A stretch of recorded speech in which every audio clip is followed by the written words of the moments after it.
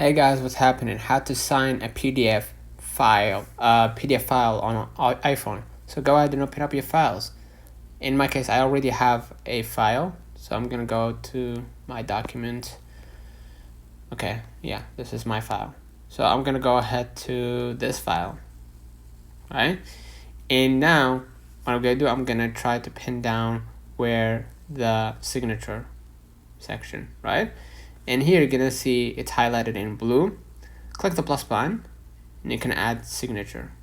Okay, and you could go ahead and add this signature, right? And as you can see, I added this signature right here, right? And if you want to change its place, you can do that, right?